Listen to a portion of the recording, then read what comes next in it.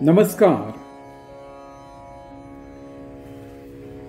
सर्व सज्जन बंधू भगिनींना आणि वेदप्रेमींना विनम्र अभिवादन करतो. आणि आपण जे चतुर्वेदाचं चिंतन करतो आहोत त्यापैकी यजुर्वेद हे चिंतन आपण आतापर्यंत करत आलेलो आहोत. आणि आज आता हा यजुर्वेदाचा अखेरचा भाग करून आपण पुढे सामवेदाकडे जाणार आहोत. यजुर्वेदाचा संबंध यजन अर्थातच यज्ञ करण्याशी या वेदाचा संबंध आहे हे आपण पाहिलंही आहे. आजपर्यंत आपण जे जे चिंतन पाहिलं त्यात पंचकोशांचंही विवरण पाहिलं. त्याचबरोबर कठ उपनिषदाचा जो भाग आहे तोही आपण यजुर्वेदातला पाहिला. यजुर्वेदामध्ये महानारायण उपनिषद आहे आणि तसंच शुक्ल यजुर्वेदामध्ये बृहदारण्यक नावाचं उपनिषद सुद्धा आहे. कृष्ण यजुर्वेद असू दे, शुक्ल यजुर्वेद असू दे, यामध्ये काही मंत्रांचं साम्य आहे. आणि सगळ्यांना एक आश्चर्य वाटेल अशी गोष्ट याच यजुर्वेदामध्ये आपल्याला पाहायला मिळते. म्हणजे त्याला तो मंत्र विभाग आहे, त्याला म्हणलंय राष्ट्रगीत, वैदिक राष्ट्रगीत. राष्ट्र ही संकल्पनाच मुळात वेदामध्ये अशी अपेक्षित धरलेली आहे की राष्ट्र म्हणजे माझं फक्त हिंदू राष्ट्र आहे, भारत देश आहे आणि एक ठराविक भागामध्ये राहणारी माणसं म्हणजेच माझा राष्ट्राचा भाग आहे असं आम्ही पाहिलेलं नाहीये. ही संपूर्ण पृथ्वीच वसुधैव कुटुंबकम, ही संपूर्ण वसुधा हेच माझं कुटुंब आहे असंच आमच्या वेदांनी मानलेलं आहे. त्यामुळे आपण कुठेही जाऊन राहू शकतो आणि त्या देशाला आपण आपलंसं करू शकतो एवढं सामर्थ्य या मंत्रांमध्ये आहे आणि या संस्कृतीमध्ये आहे. यामध्ये असणारं हे जे वैदिक राष्ट्रगीत आहे, मी पहिल्यांदा या ठिकाणी ते म्हणतो आणि त्यानंतर आपण त्याचं थोडंसं विवेचन पाहूया. हरि ओम. आ ब्रह्मन् ब्राह्मणो ब्रह्मवर्चसी जायतामास्मिन् राष्ट्रे राजन्यैषव्यशूरो महारथो जायतान् दोग्ध्रीधेनुर्वोढानडबानाशु सप्तिः पुरन्धिर्योषा जिष्णुरथेष्ठा सभेयो युवास्य यजमानस्य वीरो जायताम्. निकामे निकामेन पर्जन्यो वर्षतु फलिन्यो न ओषधयः पच्यन्ताम् योगक्षेमो नः कल्पताम्. हा एक राष्ट्रगीताचा छोटासा भाग आहे, पण हा सर्व ठिकाणी आमच्या वैदिकांच्या ज्या परिषदा असतात, संमेलनं असतात, त्यावेळी सुद्धा आवर्जून हे वैदिक राष्ट्रगीत म्हटलं जातं. काय म्हटलंय या वैदिक राष्ट्रगीतामध्ये? आ ब्रह्मन् ब्राह्मणो ब्रह्मवर्चसी जायताम. माझ्या राष्ट्रातला ब्रह्मवर्ग, याचाच अर्थ जो बुद्धीचा जास्तीत जास्त वापर करतो, ज्ञानाचा जास्तीत जास्त वापर करतो आणि ज्ञानामध्ये रमतो, तो ब्रह्मवर्चसी होऊ दे. ब्रह्मवर्चसी होणं म्हणजे त्याच्या वाणीला सत्यता येऊ दे. जे जे काही उत्तमातलं उत्तम असेल ते या राष्ट्राकडे घेऊन येण्यासाठी त्या ब्रह्मवर्चसी व्यक्तींनी प्रयत्न करत राहू दे. आ ब्रह्मन ब्राह्मणो, इथे ब्राह्मण, क्षत्रिय, वैश्य, शूद्र या चारही वर्णांचा संबंध आपण जाती या रूपाने घ्यायचा नाहीये. कारण भगवान गोपाल कृष्णाने भगवद्गीतेमध्ये म्हटलेलं आहे, चातुर्वर्ण्यम मया सृष्टम गुणकर्म विभागशः. हे चातुर्वर्ण्य जे आहेत हे प्रत्येकाच्या गुणाप्रमाणे मी त्याची निर्मिती केलेली आहे. हे चारही वर्ण तुमच्या आमच्या शरीरामध्ये आहेत.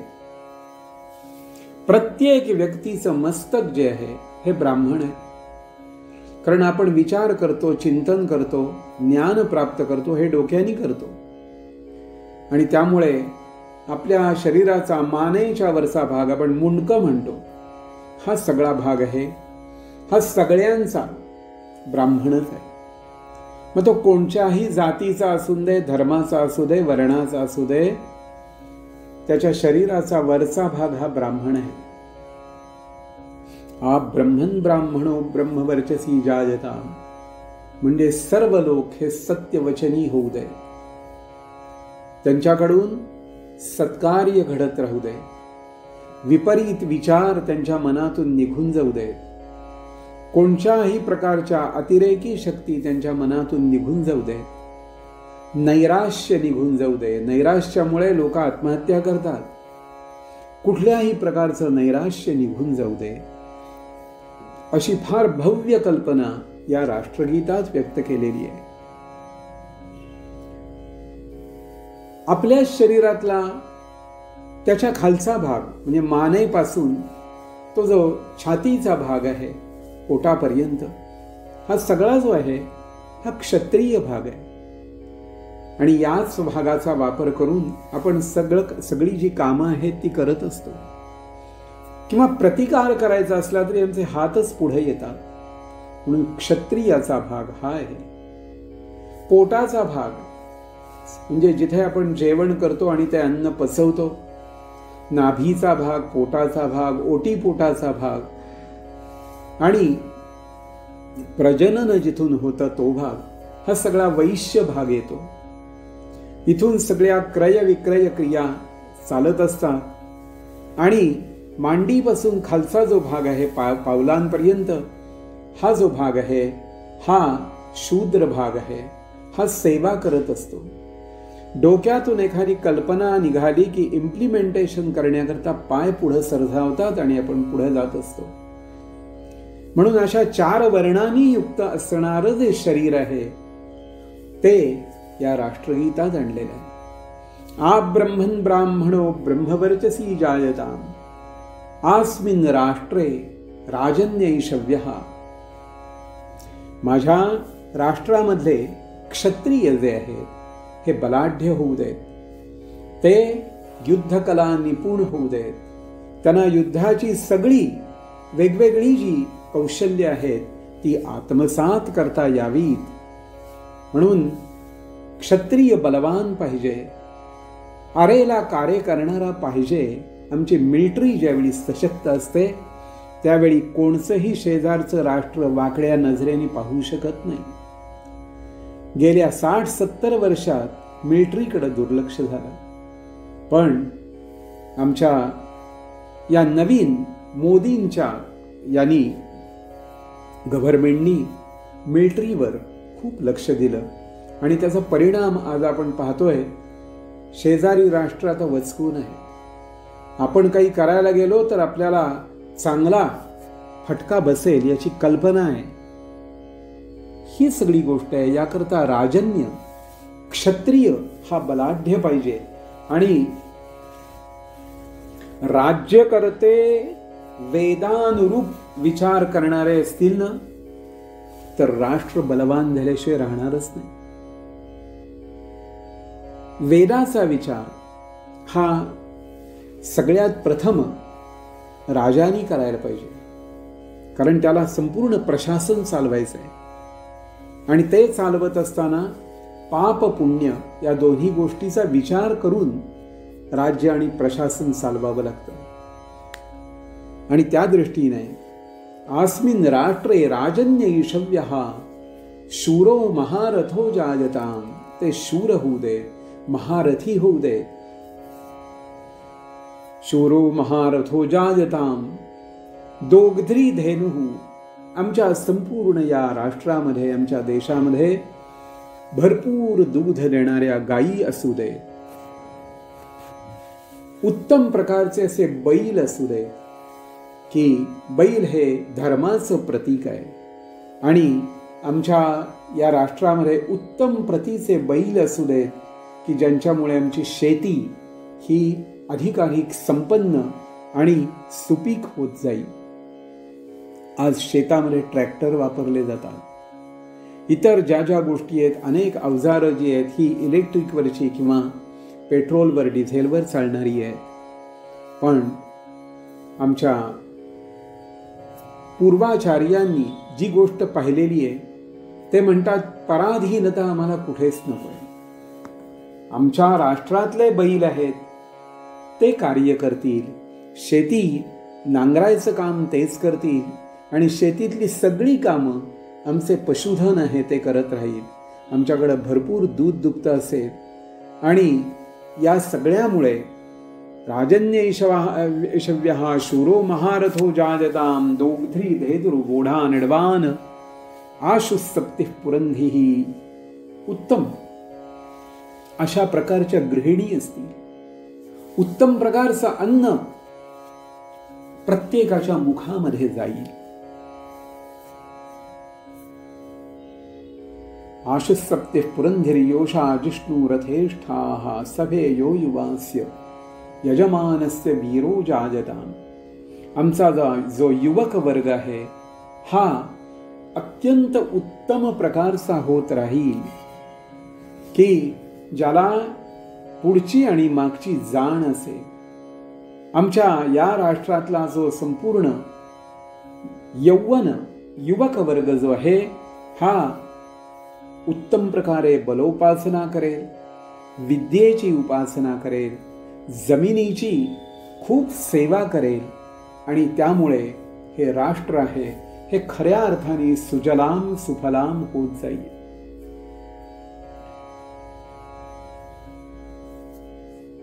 यजमानस्य वीरो जायताम. आणि असं करत असताना या राष्ट्रातली सगळी प्रजा आहे ही धर्माचं आचरण करणारी असेल.